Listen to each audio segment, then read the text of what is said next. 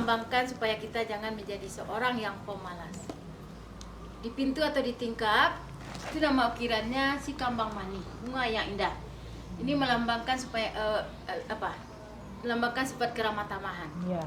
Ada lagi yang di bawah tingkap itu nama ukirannya itik pulang patang. Itik pulang petang ini melambangkan sifat kedisiplinan atau keteraturan. Itik kalau jalan kan dia teratur. Ya. Ada juga nama ukiran itu bernama pucuk rabuang. Cara Pucuk rebung, pepatah adatnya mengatakan ketek pagunu gadang tak pakai. Maksudnya waktu dia masih jadi rebung bisa dimasak. Ya, Kalau udah besar bisa dibuatkan tiang rumah. Nah, jadi hidup kecil sampai besar berguna lah hendaknya. Jadi ukiran sini bukan sembarang diukir, ada arti dan makna yang terkandung dalam ukiran. Juga kita lihat ada bangunan kecil-kecil Pau Magadang. Ya. Nah, itu nama bangunannya Rangkiang. Lumbung padi, tempat simpan padi. Kepok ya Bu ya. Ya. Kalau kita perhatikan bentuk ketengkang Singkalapa, padinya kita gunakan sifatnya sosial. Yang 6 si bebayau, padinya kita gunakan untuk keperluan sehari-hari yang tinggal di rumah gadang. Dan yang 9 yaitu harimau ponikoto, padinya kita gunakan untuk pembangunan di kampung.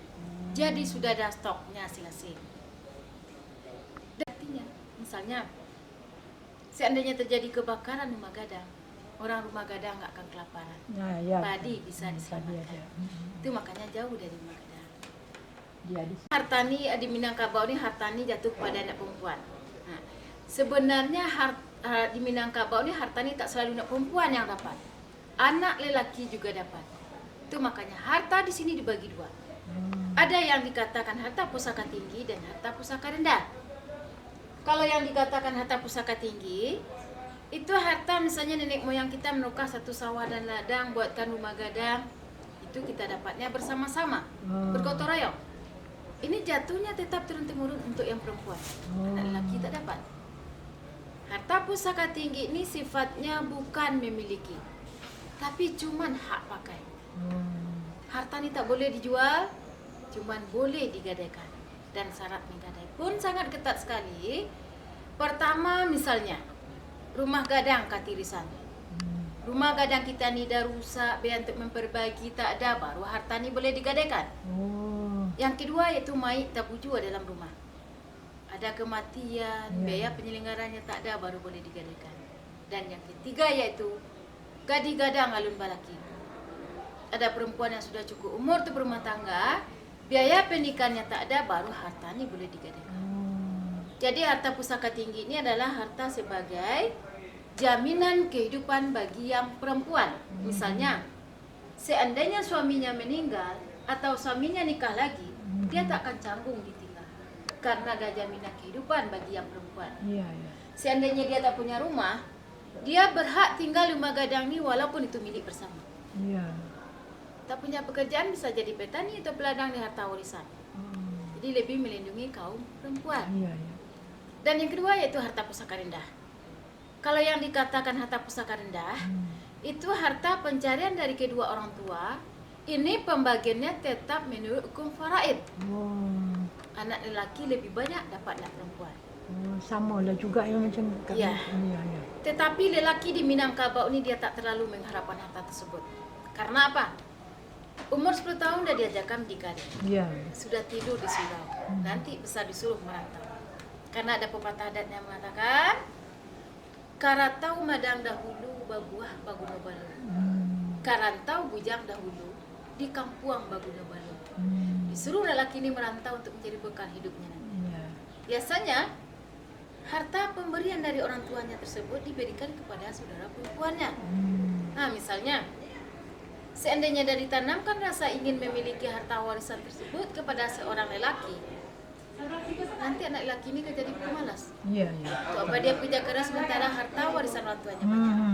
Itu makanya tidak ditanamkan rasa ingin memiliki.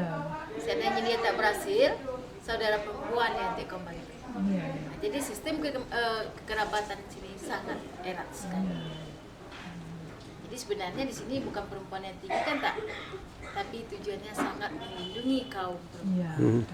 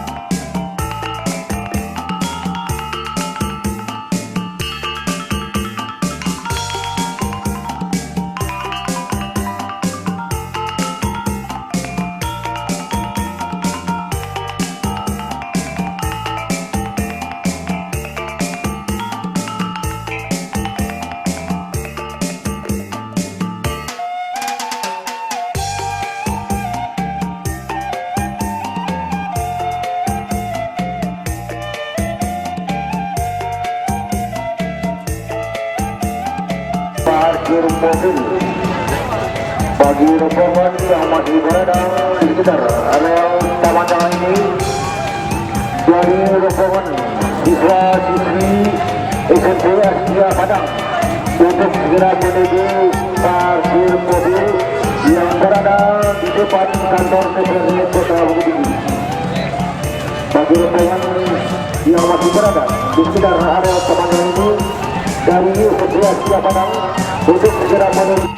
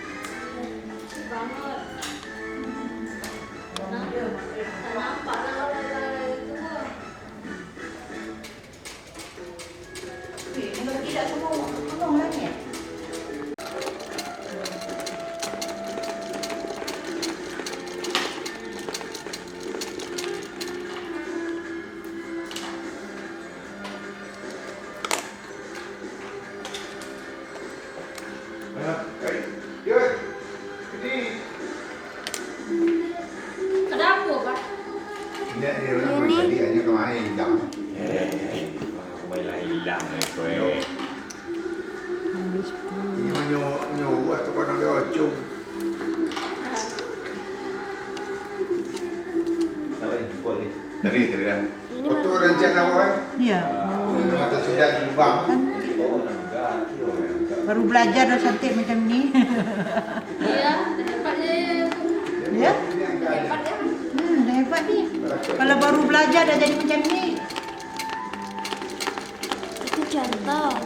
Oh, contoh. Ini baru bikin. Ini dia masih baru belajar ya kak? Ya. Baru sekira 15 hari. Dia pandai lah tu.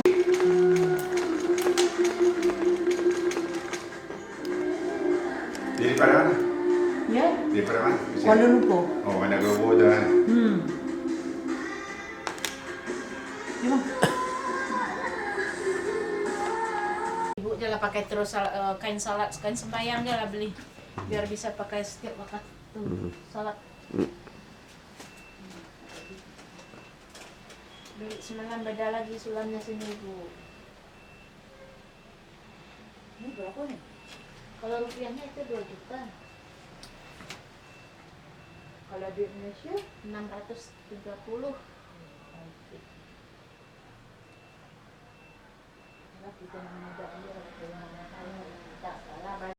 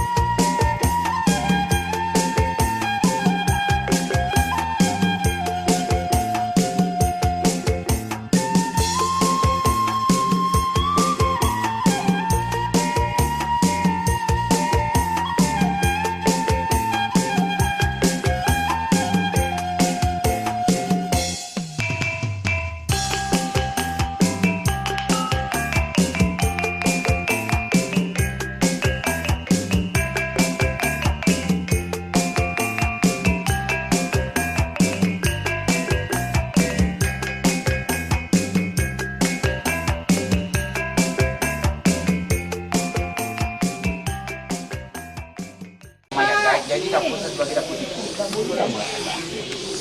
Kubur tersebut dia koreng itu lama, masa dia koreng itu 2 tahun 8 bulan. Kita bang, numpang bang. Usia 3,5 tahun. Oke, Mak. Sama dengan kat Malaysia. 1, 2, Kan kubur pun 3. sudah ada 7 ventilasi udara. Jadi udah Lagi-lagi 1, 2, 3. Kalau dulunya itu Bapak, awal Indonesia tak semuanya pandai cakap Indonesia. Iya.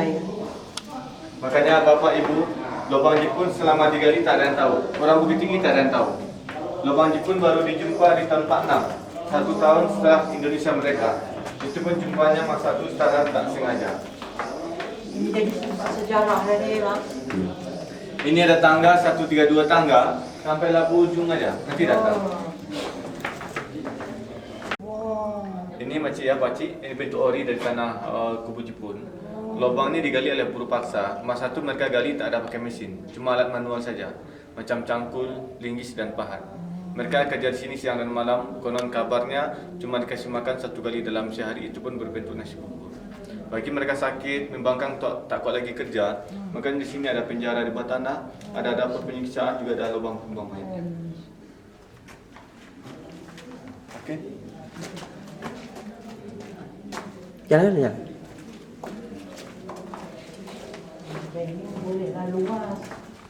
Juga rencana nanti dalam lubang ni nak buat macam ada kafe, musyawarah tempat solat, ada tandas, ruang pameran, juga ada ruang market juga. Tapi entah kapan jadinya kami belum tahu. Ini rencana planning. masalah. Ya, ada masalah. Ini belum selesai makcik, masih tahap renovasi. Dia kira lubang Jepun ni lurus saja. Dia kira yang dah tahunya dalam banyak bilik-bilik. Kita ni makcik berada sekarang di kedalaman 40 meter sekarang. Sekarang di bawah kota ini, di bawah bandar ini, untuk melindungi askaria dan serangan udara sekutu. Yang mana 9 kilo ni makcik, dalamnya akan dilengkapi. Dah dengar. Ambil gambar Yang kami. mana 9 kilo ni makcik, rencananya Jepun, di dalamnya akan dilengkapi ruang amunisi, dilengkapi barak militer tempat tidur, ruang sidang, ada rumah sakit di bawah tanah sama pemancar radio di bawah tanah. Tapi kerana Jepun kalah, Hiroshima Nagasaki dibom, lubang yang baru tergali baru mencapai 5.5 kilo. Dari rencana awalnya 9 kilo. 5.5 kilo lubang yang ada di bandar ini sekarang oleh kerajaan cuma 1.5 saja yang dijadikan tempat pelancongan, kawasan panorama ini saja. Sisanya ditutup. Pasal selebihnya oksigen kurang mencukupi. Masih ada sebenarnya lubang Jepun di pada buang bilik tempat-tempat lain, tapi ditutup selebihnya. Oksigen tak cukup. Makanya kalau makcik, pakcik pusing-pusing di mana pun pergi,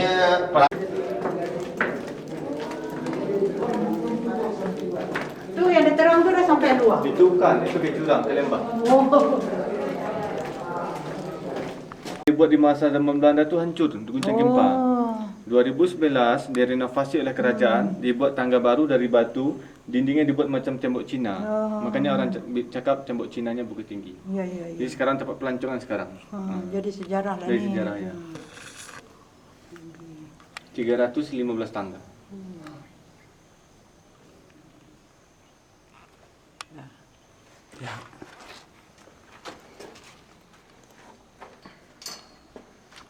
Ada nampak pakcik? Nampak? Boleh zoom. Ah ya. Tu. Sampai atas. Nanti kan pakcik buat video, bila Ya. keluarga datang, tunjuk bila Ya, kami ya, orang datang. ya. Mana Dia masih kuat pakciknya. Kami pun waktu giga itu kami kira lubang ini sudah runtuh. Kerana kami rasa sangat kuat sekali. ini letak je lah. Oh tak, kita letak. Ini Ya. kabel. Ini kabel. Kabel. Oh, ingat masih ini. Cakap. Kenapa kamu cakap je? Ini bapak, makcik, ini yang penjara tak ori lagi. Ini sudah direnovasi. Dulunya ini ori dari bulu, bambu.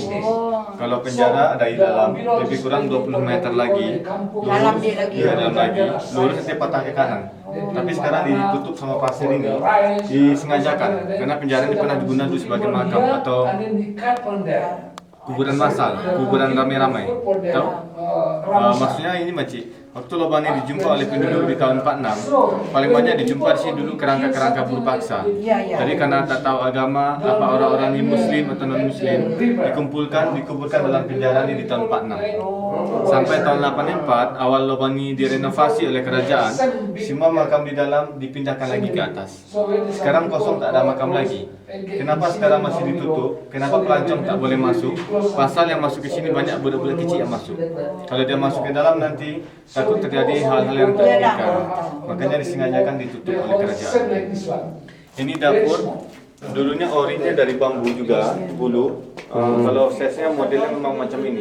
Tapi karena bulunya sudah lapuk, makanya kerajaan ganti dengan semen. Sebenarnya Bapak, Makcik, Pakcik, waktu dijumpa ini dijumpa macam dapur.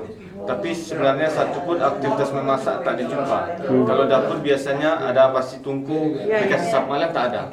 Paling banyak dijumpa sini dulu kerangka. Jadi diperkirakan oleh patu masak, tapi itu eksekusi orang pembunuhan. Kenapa dia buat macam dapur? Kemungkinan dapur hanya sebagai kamuflase tipu. Kita masuk dulu. Ada tak pelancong dia pun datang masuk sini? Oh, pelancong ni pun ada tapi jarang, Makcik. Dia pun macam malu kot. Makcik diri sini, tengok sini. Tengok atas sana, ada bilik lagi atas. Oh. Lagi depan. Ada cahaya nampak tak? Ada. Ya. Macam mana dia naik tinggi? Dia naik Ada merangkak. tangga? Ada Merangkak? tangga dari dinding saja. Dia merangkak naik ke atas. Oh lah bang. Di sini Pak, Bapak ya. Mama tengok dalam tu. Depan lagi, Pakcik. Lagi depan lagi. Tu nampak yang ada cahaya tu. Ada. Ada nampak?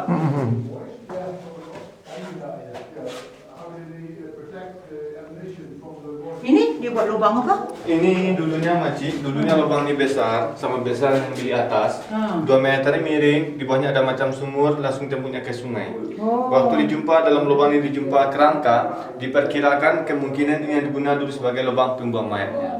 Sekarang lubang dikecilkan Makcik untuk menjaga keamanan, takut Ya, nanti ya. berbudak. Ya. Ibu bapaknya asyik ambil gambar di sini, tetap orang lagi ramai, nanti anaknya masuk. Sudah jadi guru paksa nanti di bawah, bahaya. Iya, bahaya. Makanya dibuat tembok macam ini. Ini tak ori lagi, ini sudah bikin baru. Ini pun sudah bikin baru. Jadi dapur digunakan bagi Jepun bukan untuk masak, kerja keluar. Dibawa ke Bandung, di Dago Pakar ada pegalian kubu Jepun, sama dibawa ke Biak Irin Jaya. Jadi orang ini semacam ditukar-tukar, diceng. Dia tak Jadi- nak bagi macam maklumat ni bocor lah ya, kan. ya. Kan dia, ada setengah dia kalau macam dekat tu dia sampai bunuh pun ada Ya. kan. Dia takut macam kata orang tu tak boleh buat kerja dah dia Ya, bunuh. bunuh, ya. Kan dia tak nak bagi orang tahu.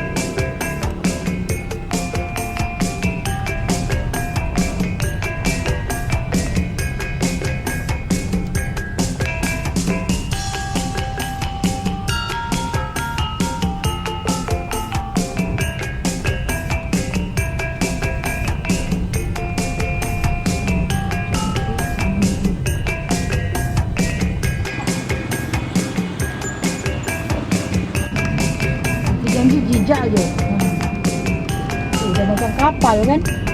Kapal besar. Dia punya.